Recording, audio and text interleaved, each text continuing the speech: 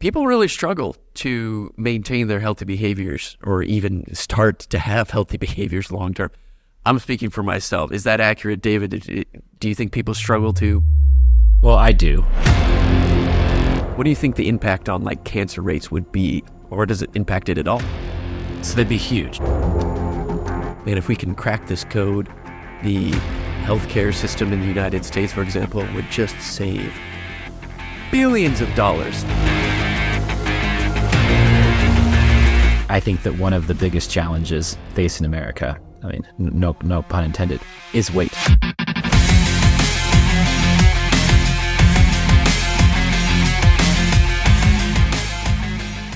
Welcome on in to the Health Elevated podcast. I am Dr. Fowers, and I'm joined by Dr. David Hedges.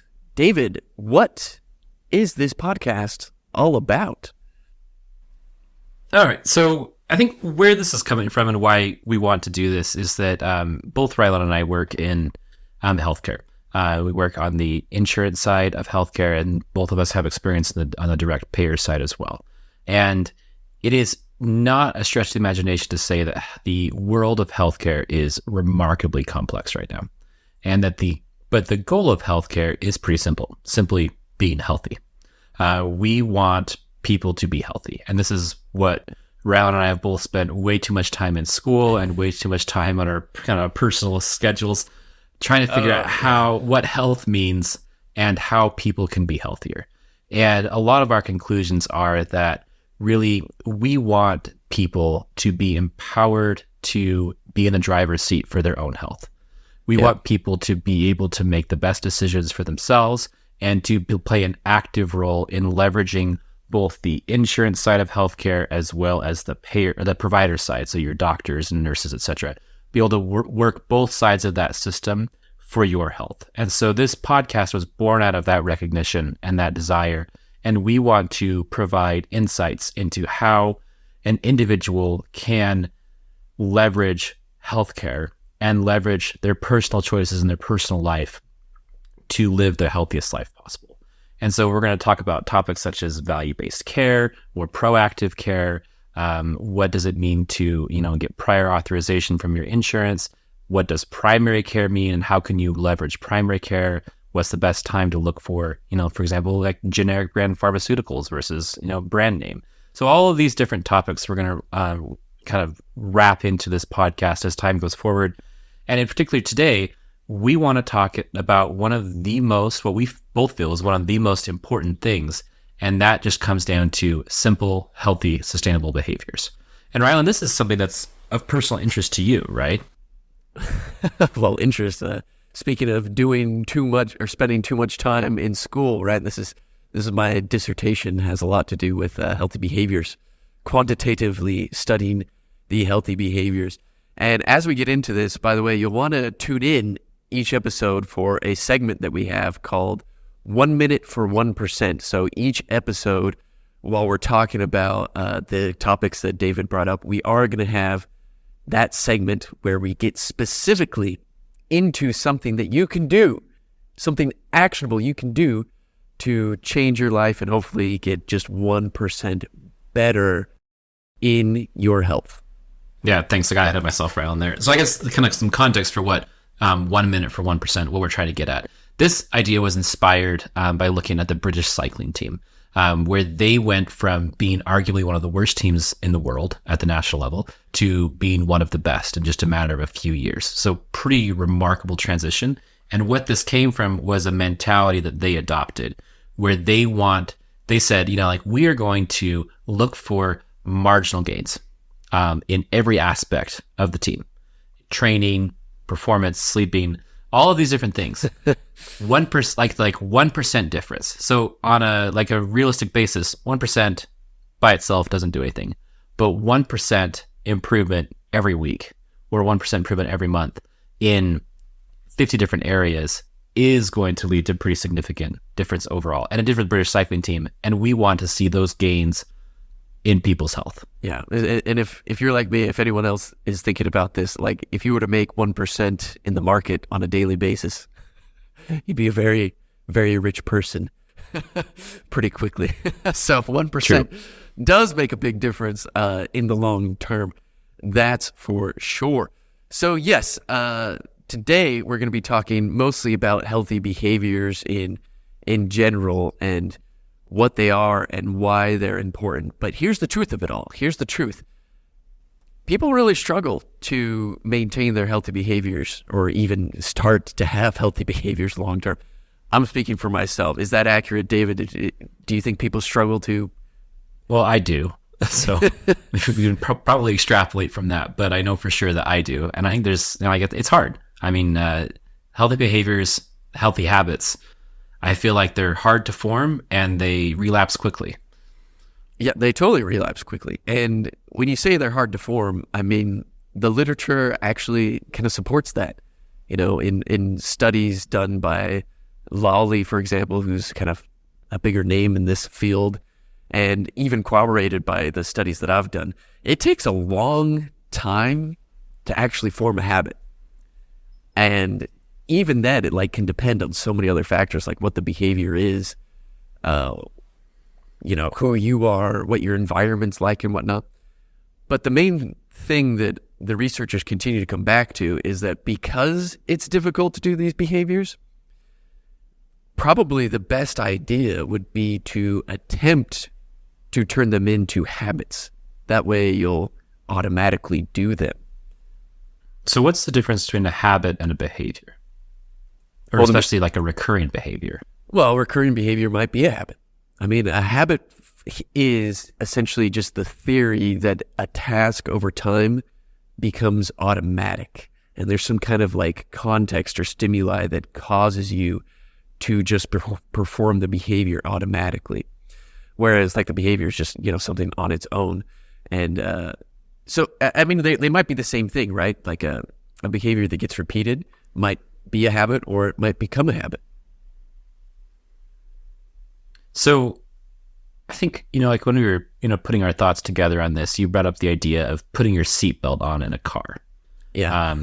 So that's something that realistically, when I get in the car, I don't, and then look back on things, I don't have a clear memory of putting my seatbelt on. Then you have a habit of putting your seatbelt on. Yeah, when I get in the car, then it's on. And that's, well, not to get into the criticisms of the literature of how habits are measured. A lot of my research kind of aims at that. But there is this kind of catch-22 in the literature, because if you're trying to measure habit, the standard in the literature is to essentially give this survey, a list of questions that the psychologists have developed. But the problem is, if it's truly a habit, like you just described, then you won't actually remember doing the behavior because it was so automatic. It was essentially subconscious for you. Which, but I have the same thing, by the way. I get into the car, I put on my seatbelt, and ever since I started paying attention to habits in the habit literature, I've tried to think, do I remember putting my seatbelt on? And it's crazy, but it happens a lot where I don't remember. It just happened when I got in the car somehow. So, I mean, putting your seatbelt on, you could make the argument that that's a healthy habit. Yeah, totally.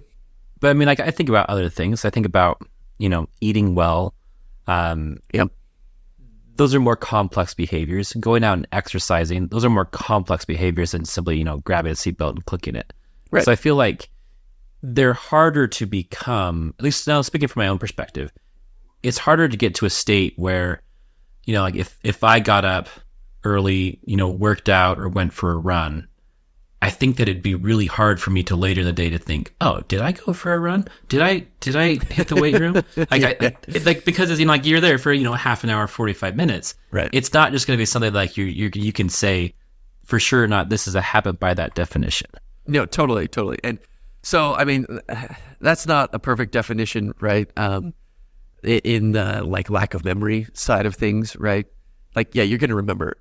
And in fact, what I've seen a lot in my research is the type of behavior really, really matters. And exactly to what you were saying, right? It takes 2 seconds to put on a seatbelt. It takes a large effort, a physical effort to go exercise, right? So those aren't the same. And because of that, the way in which you build those habits are different in that it probably takes more time to build a habit of a more difficult task, unfortunately. Sure. And then I think another aspect of it is that putting your seatbelt on is a super easy thing to do. Totally. It doesn't require much effort, like you said. But the cognitive load of getting up when you're still tired, when it's nasty outside, and going out and running in the rain, running in the snow, getting out, going to the gym, like exercising that complex in that way, it's a much more complex thing, and there's a huge cognitive load associated with that. Is there any way to develop, like habit or fortitude to overcome that cognitive load, to make it more sustainable over time? So I think if going back to an earlier idea, the gains of simple, healthy habits don't pay off in the short run. They pay off in the long run. Like it takes a long time to get the benefits from it. You're right. And I mean, hopefully, I think it'd be good if people start to realize that your health is a long-term investment. Even if you exercise as hard as you possibly can for like 4 hours in a row, it's not actually going to help you that much in the long term. What's better is to be consistently performing a behavior over and over and over again, which is why habits are so important. But you speak of the cognitive load, and that's a really good point. The cognitive load is one of the biggest hurdles to get over to actually be able to perform behaviors. And that's why the habit formation is important in theory, because it is able to get past the cognitive load. Essentially, as you start to perform a behavior over and over and over again, that cognitive load starts to get weaker and weaker and weaker. Like if you imagine like a brick wall, right? Each time you perform the behavior, you're taking a sledgehammer to it, and the wall's not going to come down. But eventually, when you form a habit, that wall's down, and you're just doing the behavior. You don't have to really think about deciding to do it anymore. You're just doing it. And that's the golden zone you want to be in, because then you're going to do it for a long time, and you're going to get all of the health benefits for whatever healthy behavior we're talking about here. When you were saying something earlier, it reminded me the consistency that adds up over time. It reminded me of a situation that I was in years ago. So I like to run. I spend a lot of time running. And years ago, I had kind of gotten into this pattern where I would ramp up my running too fast and do too much too soon, and maybe get into double-digit miles, or going out for a run for a couple hours, and inevitably I would get injured. Had developed a running injury of some kind, biting off more than you could chew. Yeah, and it was miserable at the time, because I feel like I'd make all these gains in my training, and then I'd be out for 4 months just sitting. Which I'm sure you're not alone in that. Like there's people who hopefully not. Yeah, I mean, for my own hubris, I hope not. But at the same time, I remember talking to my dad. My dad is also a runner, and very kind of inspiring how consistent he is, how remarkably consistent. And he wasn't going out for super long runs. He wasn't going out for double-digit runs, double-digit miles or anything like that. He was just going out for 2 to 3 miles a day. But he did that every single day without any kind of break. And at one point, he pointed out to me that over the course of a year, he was actually running more miles than I was. Even though when I was doing better in shape, I was running, potentially 4 to 5 times longer than he was, because I was so inconsistent due to the injury cycles. He was running more. And you think about that from more of kind of a physiology perspective, the kind of the benefits you get from consistent exercise, from a cycle standpoint, whether it's like your circadian rhythms, or just kind of like your regulatory, or if you're using, running as weight management strategy. It's kind of without question that his strategy was more healthy than my strategy. And so that was kind of a wake-up call, realizing all of this, and realizing that it doesn't matter if you're, training for a marathon and doing incredibly well. That's fun to do. That's great. And it's an incredible accomplishment. But if you define fun that way, I do. But that's not what fun to matters me, more in context of your health, your long-term health, is doing small, sustainable amounts and doing that on a regular basis. Totally, and that's That's the perfect example. That is because the key there is who ran more miles, right? You might have been doing more at a time, but overall, your dad was putting in more miles than you were, as you pointed out, which actually means he was getting the benefit, right? More benefit than you were in the long term, which is huge, huge. In fact, here, I'm going to ask you this so for those of you who don't know, Dr. David Hedges over here has his background in biochemistry. And so he kind of knows more of like the inner workings, at least a lot more than I know, right? So like I'm convinced that these healthy behaviors are extraordinarily beneficial, right? The number one killer, I think, in the United States, right, is heart problems, heart disease, right? But number two is cancer. And we know that things like exercise and whatnot are pretty well causally determined to help impact your cardiovascular health, right? But cancer is a little weird. There's a lot of different types of cancers. So I'm just going to ask you the question. I'm just going to throw it out there. You might not have like a straight answer for me, but if you were to try and quantify this, how much do you think the prevalence of cancer would decrease if everyone started moving a little bit more, having healthy habits, whether it be, walking, running, just had healthy habits in general? What do you think the impact on like cancer rates would be, or does it impact it at all? So they'd be huge. I think that the exact number is something that's probably still being hotly debated in various circles. Difficult to determine, I'm imagining. Yeah, but cancer, recognizing that cancer is really kind of comes from a dysregulation in DNA. So you get mutations building up in your DNA. Those become, manifested through, like a mutation in a gene leads to harmful dysregulation of the gene and all sorts of things. There's all sorts of different things that can lead to the cancer, but it happens at the DNA level. So protecting your DNA is something that you can do. So things like, sunscreen could be a healthy habit. But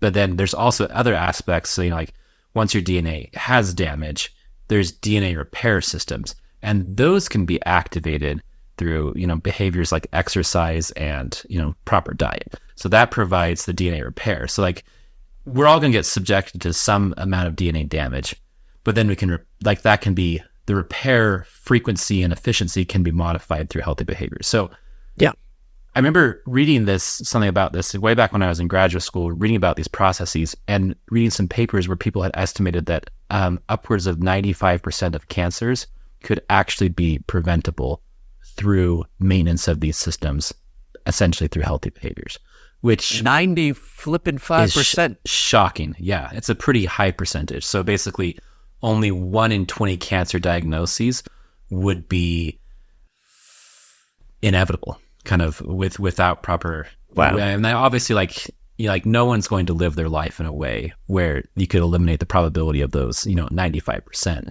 Yeah. But we can start to reduce that percentage just through healthy behaviors. And I remember specifically that number because it stuck with me because it was so shocking on how high it was. So I believe it.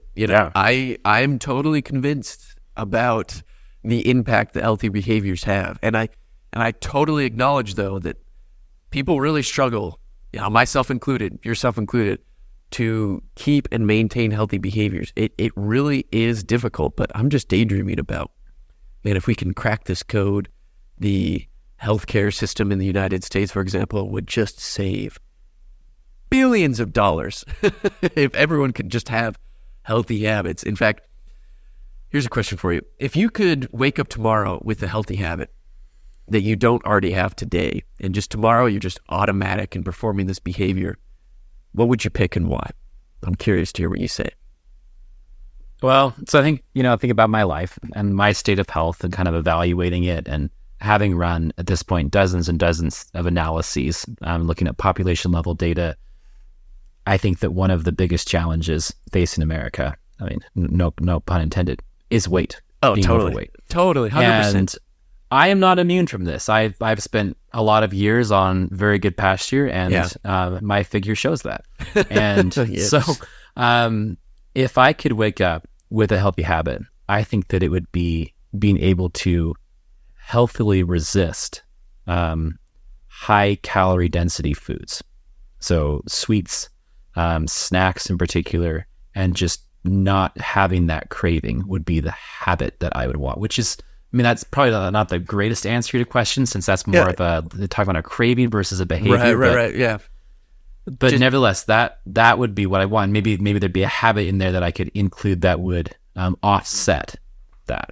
Yeah, totally. I'm right there with you. And I actually think there is a lot of benefit for individuals to acknowledge that unless we set things up correctly for ourselves, we will likely fail. I don't know. It seems to me that everyone believes they're in this like special group where they can resist the tempting food, for example, or resist the urge to not go out and exercise. But it really is a battle. And because of what we keep mentioning is this cognitive load, we give into that probably way more often than we'd like to admit. So I think acknowledging that is step one to be able to begin to create healthy habits and establish things as habits. So I'm trying to process what you said. Yeah. And kind of combine that with some stuff that you said earlier. I don't feel that cognitive load is ever going to go away. But I think that it's important to acknowledge that cognitive load exists when talking about a behavior. So, I mean, theoretically, it will go away. If you have a habit, the cognitive load is significantly diminished compared to what it's like before you have a habit. That's kind of what a habit is. It's just like breaking down the cognitive load. But I imagine that it's kind of like hits more of like a plane, and eventually, like, you don't really get any further decrease of that cognitive load. Like, I can't imagine it ever going completely away. I don't think that I'll ever have an urge at 6 a.m. or 5:30 a.m. to get up and go exercise versus just stay in bed where it's a little bit more relaxing, warm, and easy. I feel like there's always going to be a cognitive load. Even if I did this, for the next 40 years, I feel like there's always going to be a little bit of a burden there and a voice saying, just take a day and relax.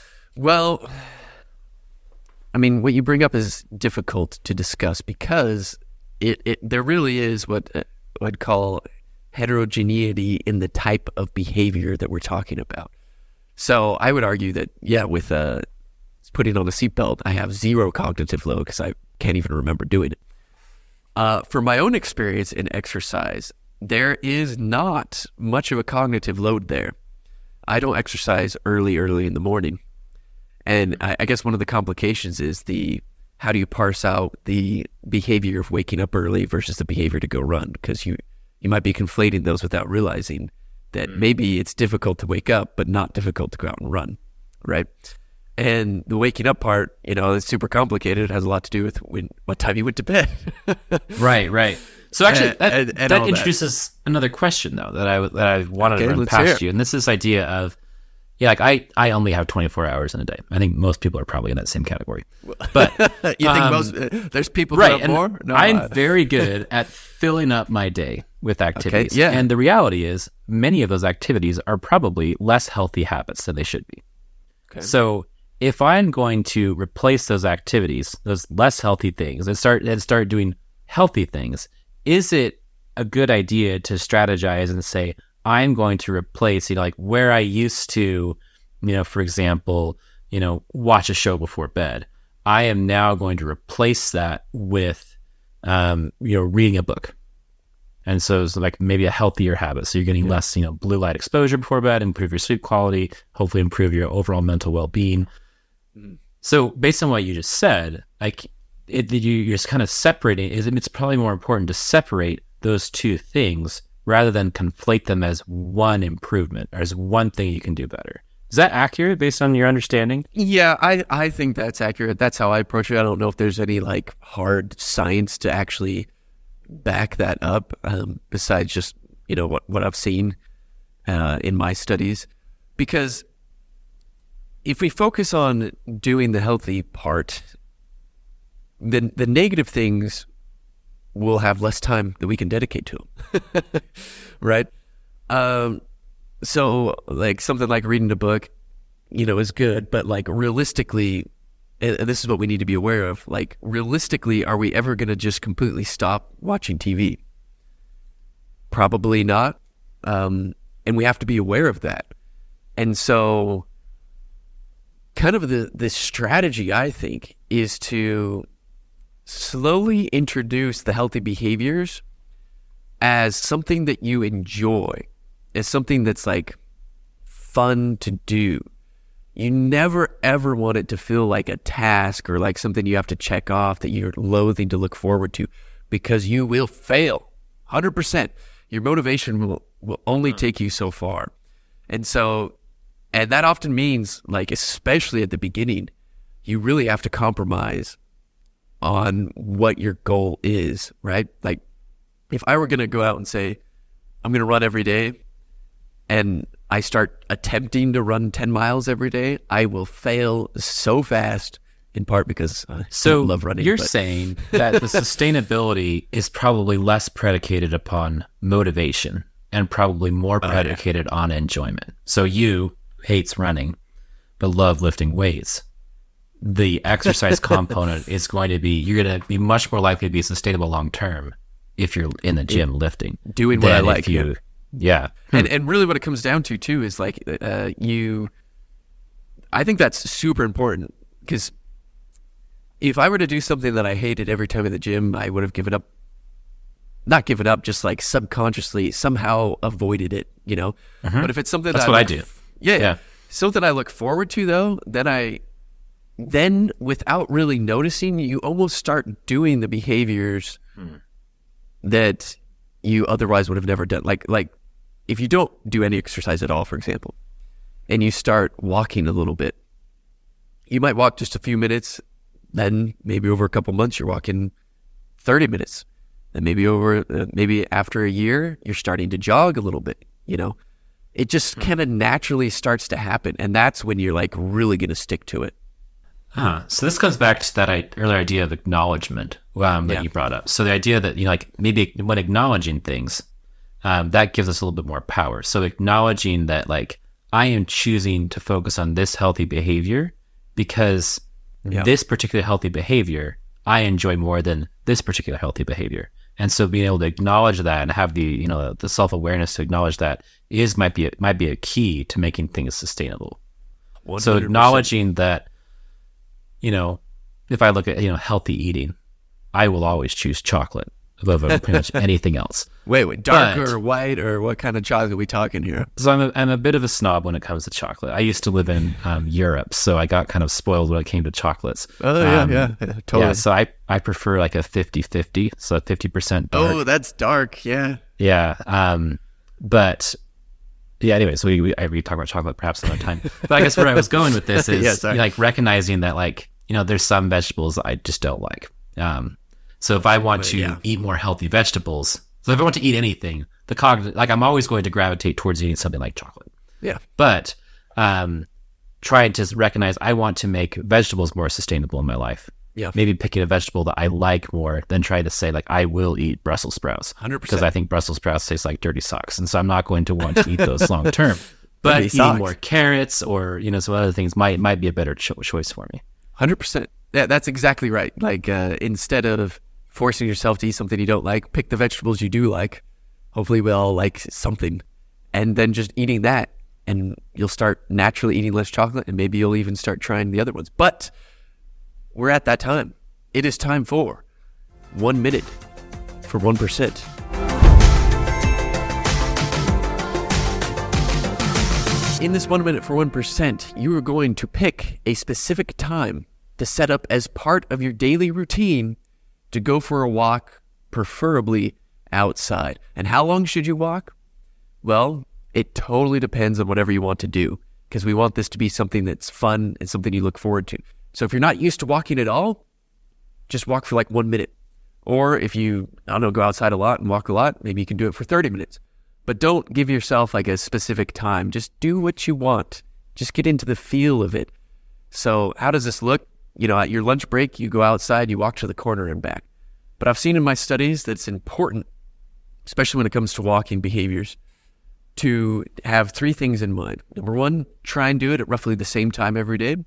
Number 2, try and do it at about the same intensity every day, which in this case, we want to do very kind of light intensity because you're doing it, just to form a habit, just for fun. And number 3 is you're going to want to make sure you're doing it for the purpose of exercise. So you are taking time for yourself. You're not doing it just out of convenience. You're actually taking a moment for yourself so that you can get a little bit of movement in. So that is 1 minute for 1%. Yeah, and I think to recap why we want to do that, the purpose of this podcast is to give people the information that they need so that they can sit in the driver's seat of their health.